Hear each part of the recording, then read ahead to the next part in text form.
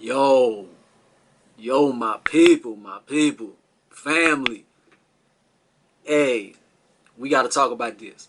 We gotta talk about this. This episode right here, episode 8. I said it was.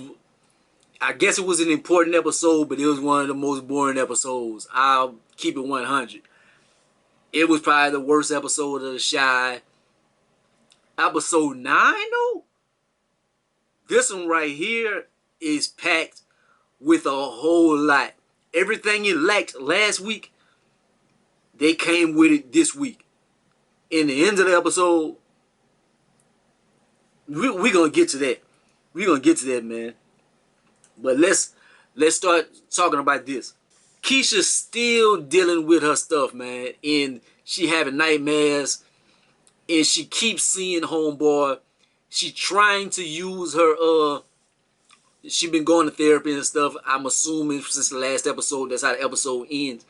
So I'm assuming that she been doing therapy and been having like some tools to try to get better and stuff. So she's trying to use that. Kevin goes try to check up on her, but she remember what he did, how he was acting in the last episode, and the walls are thin. She could hear what he said and stuff, and that really hurt her coming from him. Because even when she was incarcerated or whatever with homeboy, she was thinking about Kevin, like when his birthday passed and everything. And he loves his sister because he went almost got his brains blown out for her. But it's just they gotta get back on a even playing field, man. He gotta make it up to her and stuff, man. Emmett and Dom opening their joint, they trying to get it together. We seen that on the previews and stuff. Just to cut this segment short, Dom is pushing it. Can I give you, if you need some inspiration, holler at me. It is plain to see. A blind man can see. They did something. There is something there. And Tiff is kind of like, Jada, she knows. She like, Ronnie, he's struggling with his own issues. He's done heroic and heroic act. And so a lot of people in the community are hailing him, but a lot of people won't let you forget your past, and rightfully so. He saved a child in the community, but a lot of people, they remember he killed a child in the community too. That was somebody's family, that was somebody's friend, and everything. So he stopped somebody from doing devilish acts, but he did commit some devilish acts of his own. So that is something that's always gonna be heavy on his shoulders. That is a burden he's gonna have to bear. Duda in Candy, I'm gonna just call it Candy. They give him a little bit of money, and the church gave him some money. Well, not the church didn't give him some money. His ex-woman, they gave him some money, so he gonna try to use this money to get out of town, try to get his life together. Can't be mad at that. I've hated Ronnie in the seasons, and at this point I'm happy for Ronnie, and I wish the best on him. We cut back to the restaurant. Emmett, he trying to come up with names for the restaurant stuff. His conscience eating him up. Him and Tiff, he wants to get back to a good place with her. He realizes he loves her. That's what he's saying. He's saying in his head because his conscience is beating him up. And I guess other times he always been a cheater, but I guess other times it didn't really hurt him like this. But now it is heavy on his shoulders. He's like, so that's eating him up, and it's going to carry through the whole episode. But then he still like he go to Dom, and he expects her to have some kind of feelings or something. He wants her. He like, it didn't mean nothing to you. Nah, boy, it ain't meant nothing. It's cool. So I don't know. I guess his ego or something. It's just men fucked up. For all the ladies watching, men, we dumb, we stupid, we fucked up, and Emmett is to the 10th power. But he get it from his daddy, and you see that later on in the episode. They show Trig and Jake in this episode. One little part just talk about. They break into his car, but they trying to plant drugs on him and stuff. Like, is that Duda trying to get him out of the way? Or what's up with that? Like, why Duda hate him so bad. Like, I know he not trying to keep Jake. Like, was or he? It makes sense because Trig does know that they got his brother killed. They do. They got his brother killed. So there's that. They show a little bit in this episode. They show a lot of characters. They show a little bit of everybody. We see in this episode Dre and Nina. They starting to kind of communicate again, trying to get back to where they were and have some time for themselves.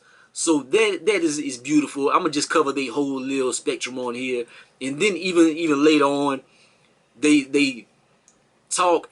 And Dre said she always gravitated to like broken ladies and stuff, and she was in denial about her friends always said that, but it is true, and Nina is particularly broken. I thought she would have been offensive to that, like, so I'm broken, that's why you with me or something, but she accepted it. She like, yeah, you picked the wrong woman because I've been broke and stuff. So, but that's good to see them getting back to themselves, trying to. Emmett, his mother, she knew from the beginning of the episode. She like, you fucked her.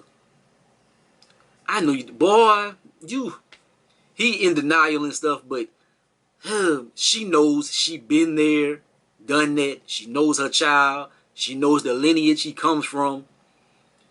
Emmett, I root for the brother, but he is a royal fuck up. I hate to say it. He just is, man, and his mama know it. You better get your lie together because Tiff ain't no dummy. Then we see Ronnie. This part on the episode was emotional when Ronnie he goes lays Miss Ethel ashes out. That was an emotional part on the episode. I was like,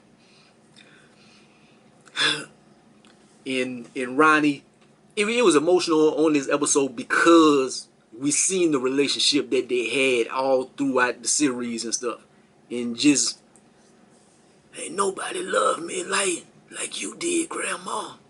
It's gonna be hard. I'm gonna miss you. So that hurt. That I shed one. I shed a little tear. Man. Then we go back to that apartment. Dog. Keisha find out she pregnant for that man. I think I seen like they had fan stuff and they was they assumed that was gonna happen. A lot of assumptions that they had for this series, it happened. But man, I don't know, people pro-life or pro-choice or whatever. When I seen this part, I'm like, man, I hope she go have an abortion. That's just where I stand on. That was what came through my head. I could be wrong in some people's eyes, whatever your choice is, whatever. That's how I thought. I'm like, man, this man locked up, raped and stuff. Man, don't have that man child. Don't have that man child ruin your life. Your life is already ruined. I hope she goes and does what she got to do. She said it. How can I need to go? How can I go take this? Go have this taken care of. She says that in the episode, but then later on in the episode, you see she's looking up of first term pregnancy and this and that. So I think in the back of her mind, like later on in the episode, she's thinking of keeping the baby, and I'm like, please don't. But for the writers of The Chi, in the way that they do try to make it the most drama possible, she probably gonna keep that baby.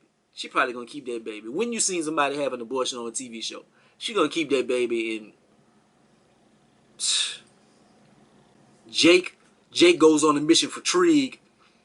He goes and do the crib, and I don't know what they fishing for in the safe, but he's on a mission. In how did he think he was gonna break into a safe, a digital safe, without knowing the combination?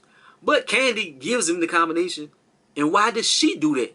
Man, I guess she has a resentment for Duda because he keeps trying to put her in a place. She's kind of the star of the campaign. People like her. She is, but Duda has such an ego.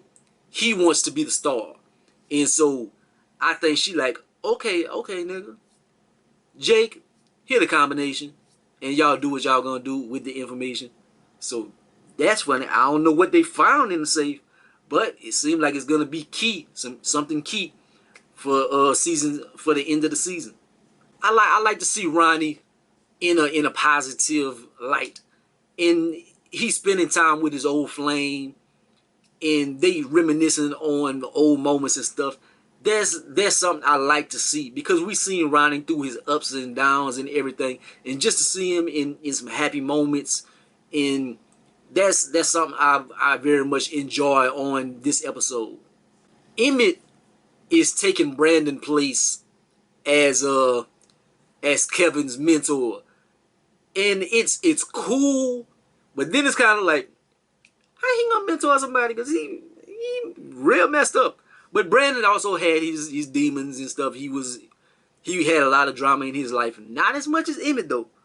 But I like that Emmett is trying to play that role in Kevin's life in being a somewhat of a positive role model. But it's like Kevin is helping him out in ways too, because Emmett is still a child himself. But I like to see that Emmett is trying to make a few strides this episode. He's doing some positive, but he's doing some negative as well. But that's the Shy for you. And Emmett goes home, and he's chilling. He's looking at his baby mama and them. He takes off. I'm like, I see him going to a business. I'm like, oh no, he done went back to the restaurant looking for Dom to try to get it popping or something. No, he goes to a pawn shop. He thinks getting a ring, his conscience has been eating him up. His conscience has been killing him. So how can I make this up? How can I make this up? And Tiff probably knows, but I want to make an honest woman out of her. I want her to stay with me. I don't want to lose her. He goes get a ring. Will that be the answer to what's going on? Will that keep her or not? Ronnie is still, he's on his way out of the city and stuff. So he's trying to tie up loose ends. He goes to see his grandchild, kind of his grandchild, but he give her some money. Like he got like $5,000 in some more money from at the beginning of the episode, but he gave her like a check that was already. I hope he didn't give her the $5,000. Like he gave her all your money. Like you trying to go, but I guess all he needs is just enough money for a bus ride, because he going to get his job. He has his job and stuff already laid out, so I guess he don't really need the 5,000. I don't know if he gave her the whole thing or not, but it is good that he's doing positive things in the episode, man. Like I don't want to say too much. And Keisha through this episode, like she gets Kevin to go run with her. That's good. Like Kevin, he tripping. Oh man, I don't want to go run. I'm scared to go run by myself. So that's good that she does extend herself to him. It shows a little bit of forgiveness. And it's good to see them kind of getting along a little bit. But they running, she feeling good. She see a bus, that PTSD kick in. I hate to see that for that young lady, man. Like her trajectory in the series, like her being a little small character here and there, and now she has been thrust into prominence of this season. Like she's one of the main characters. Even though she hasn't had the most screen time early on in the series, but now she's getting all the screen time. That is good. Like she's getting her shine as an actress. But to see the role in what she's going through, I hate to see that. I hate to see that for that young lady, that fictional young lady. The moment has come. Emmett and Dom open a restaurant, Smokey's. On Friday? No, Smokey Robinson. But he naming it after, that's like, I don't know, it's kind of awkward. You naming it after a singer is kind of like, is that like copyright infringement or something? Because like, I mean, if Smokey Robinson wanted to open a restaurant and you want to name it Smokey's or something, maybe. That's like Patty's. Don't Patty LaBelle have like a restaurant called Patty's or something? I don't know. But that's what they decided to do. It's not bad. But the thing about it, uh, at this is a beautiful moment. Everything is cool. It's Gucci. But he proposes. It would be a beautiful moment. But we know his transgressions and we know where it's coming from. We know he went to the pawn shop and this and that. Tiff looks so like she didn't want to, but she was kind of like, I don't want to rain on his parade and embarrass him on his big day. But later on, it seems like she's for it. But I was thinking, like in the episode, like she knew that something was up, and I think if she finds out that it's gonna be a wrap. It's gonna be a wrap if she find out. Emmett Daddy shows his face. That I love when he gets some screen time on the season. I ain't gonna lie. He's not an important character on the show or a figure. He kind of You kind of see where Emmett gets his bad ways from, but he's charming. He's a charming brother, but he's a savage. But he funny. He's a straight shooter. He he proposed to his baby mama. Well, which one? Oh, the Scorpio. She cheating on him. Like he's a fool. Then he goes and spit game the Dom, and Emmett looked like he getting mad, he getting jealous. But then Dom looked like she was jealous because Emmett proposed. That's about to be a bunch of drama in the season finale. Trig and Jake, they did get the information. They got into the safe. They go drop it to Camille or whatever, to Lena Waithe. And they don't see Lena Waithe, but they have a campaign manager. I don't know what it is that they dropped. I know it got to be some damning evidence, but I'm curious to see what that is. I wanna see what that is in the season finale. I know it's not like evidence that they killed Brandon or Jake's in Trig brother. I don't know, but I want to see. Then we get to it's still everybody up in the restaurant. Ronnie runs in the restaurant stuff. He cuts the line. Man, why he get to cut the line? Man, this man a hero. What you doing? Kevin is chilling. He trying to spit game to Gemma. Gemma daddy hates his guts. She don't want to let him see her. Everybody is going through their little stuff. One moment you see him running around the restaurant. You see Emmett running around the restaurant. And I'm happy for him. But then I just had like a moment in my head of just kind of like madness. I got kind of upset. Because I'm like, man, this was Brandon's dream. And Brandon, because of his transgressions off the screen and stuff, lost his job. And they took his whole spectrum, his whole life story, his whole character arc, and just put it on Emmett. I'm like, man, that's supposed to be Brandon right there. Finally opening up his restaurant and stuff, man. That just hurt. And so right whenever I'm thinking that, you see Ronnie in his old flame, walking away, happy as can be, and get his brains blown out. That's for Coogie. And man, if this happened season 1 at different times in season 2, I probably would, yeah. But man, this right here, Ronnie was doing too good. I was thinking like, man, he gonna stay in the city. I don't think he's gonna leave. That was what I was assuming. I was like, man, I don't think he's gonna leave. But I'm like, maybe something bad gonna happen to him. But this did catch me by surprise. I don't know. I was numb. Like I had a tear whenever he shed Miss Ethel ashes. When Miss Ethel died, and it hurt him and stuff. I was heartbroken. When he got killed, I was like,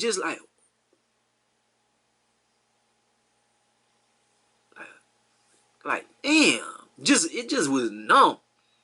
Like, I don't know. It's just like, that was damn. That's tough. That's tough.